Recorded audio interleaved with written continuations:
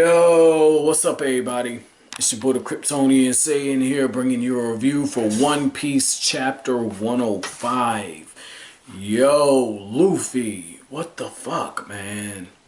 So he's bringing, like, Sanji. I could see bringing Miss Wednesday, right? I could see Sanji doing that. Cause Sanji's a sucker, man. Sanji reminds me of Russell Wilson. Like, I don't want to go. Oh, fuck it, I'm gonna go there. Sanji reminds me of Russell Wilson. Russell Wilson's running around with Sierra, all boo-booed up and in love with her, and she's playing him like a sucker, man. And I'm gonna keep this review PG-13, so I'm not gonna do that. I'll just if you DM me or if you want me to go further in detail on it, just let me know in the comment section below, and I'll do it. Just gonna warn you, it's gonna be graphic, but.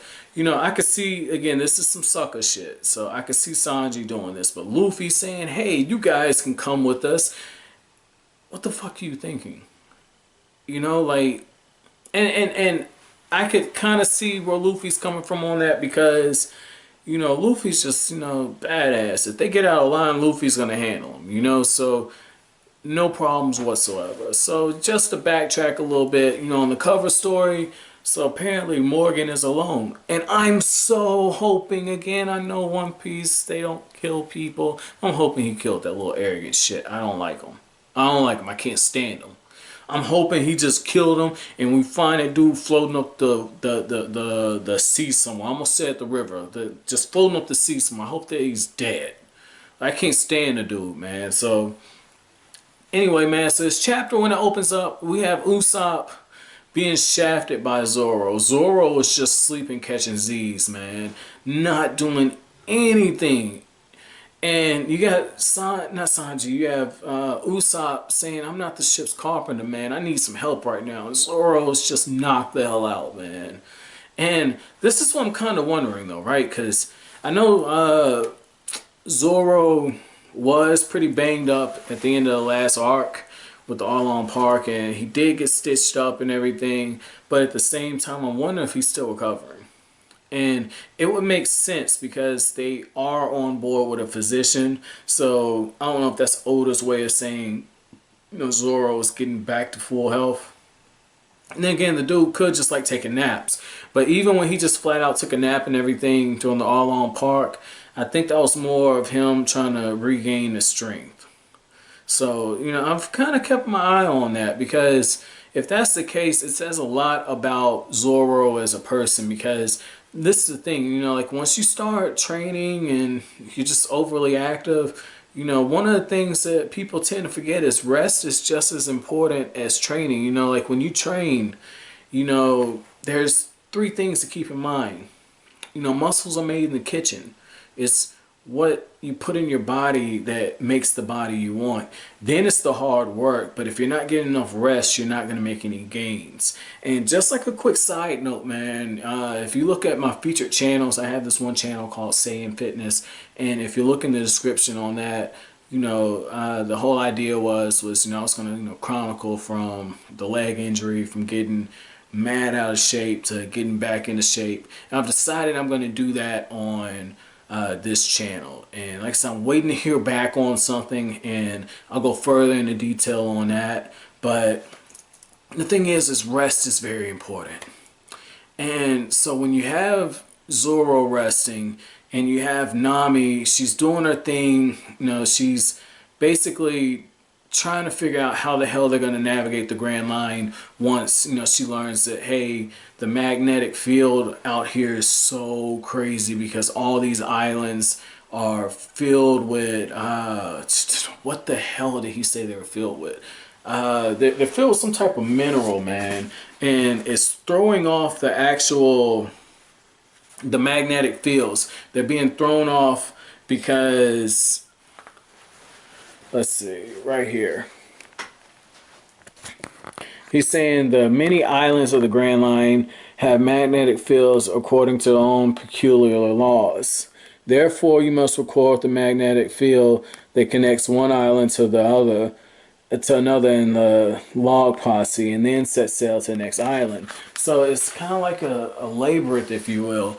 And Nami's compass is just spinning all over the place. And Nami right there, she's all in the character because she's already thinking towards the next step. It's almost like Nami, and I'm starting to wonder this, right? Because I think Nami's Batman.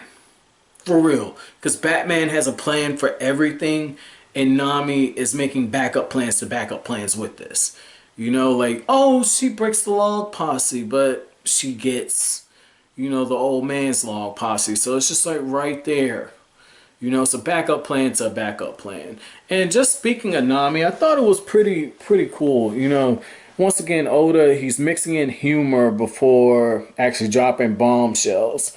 Because right here, you see Sanji say, Nami, you're still cute even when you don't know something. And right there, you can look at Nami. She don't give a fuck about what Sanji is saying. And that's what I've told you guys in the past before. Like, if you're interested in a woman, don't shower her with attention like that. You don't want to seem too eager. Now, I'm very interested to see where the hell Sanji ends up with. You know, like, I know there's no pairings in One Piece from what you guys are saying, but just to see that dynamic between the two, because I'm wondering when she's going to get tired of her shit. I mean, his shit. Because there's a few times in this chapter in particular where she hits Luffy, and I think that Luffy kind of got it because Sanji was already getting on her nerves. And I think it was also for comedy reasons, because again, she's drawn with the overdrawn expression. She's got the fangs kind of going. Luffy's eating. And right there, like I said, that's like some Sakura Haruno stuff where she just cold clocks Naruto for doing something stupid. You know, very funny, man. So I read that and I got a chuckle out of it because she's like, wait a second, where'd you get that? Boom! Like, I like that. Like I said, that was some real Sakura shit, man. I like that, man. Or, yeah, some real Sakura shit. So the other thing on this, man, another thing that I really thought that was interesting about this is when we see Sanji and Luffy kind of just get knocked into the water. I thought it was key that she knocked Sanji into the water along with Luffy, because if she just would knock Luffy in there, Luffy can't swim because of the devil fruit, but Sanji's jumping in the water to save him before.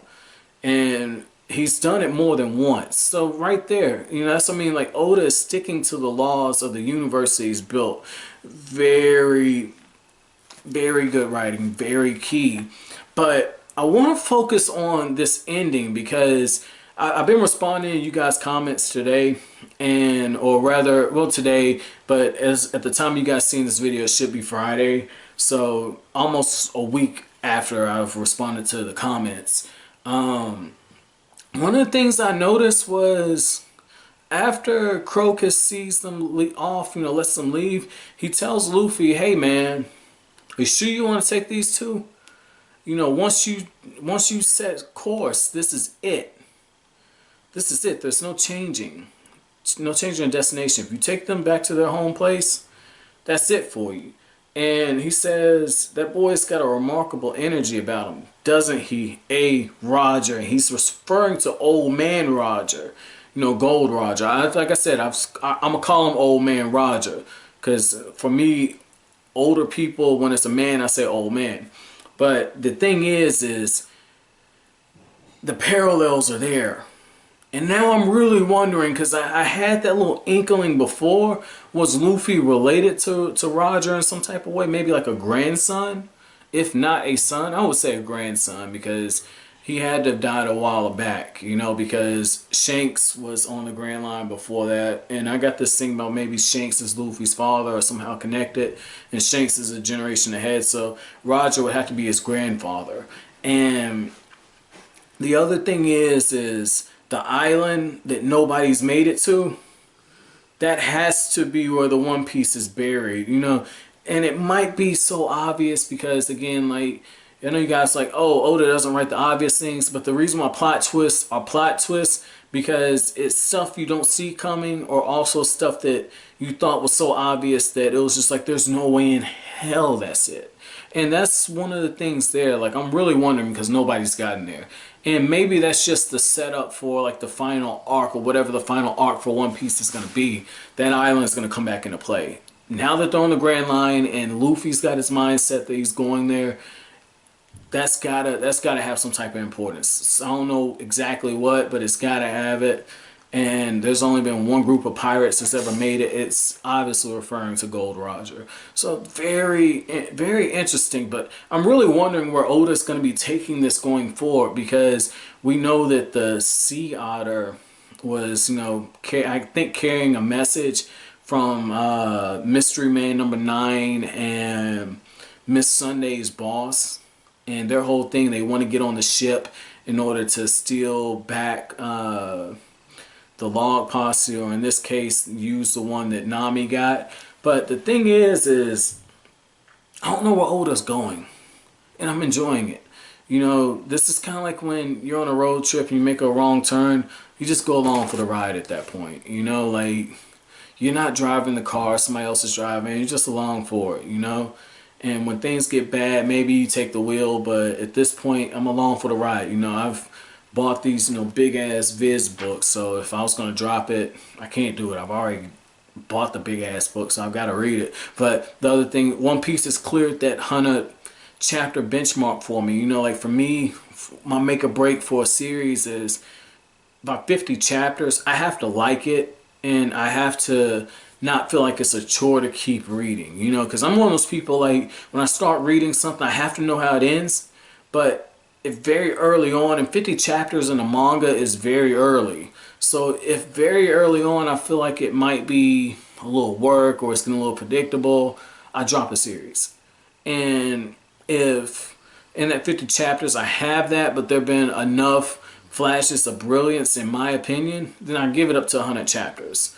And for One Piece, I've never thought twice about it. I've really enjoyed it from a creative aspect, from like the storytelling to the actual artwork to just the characters and the designs, and how there's this huge sense of continuity in it.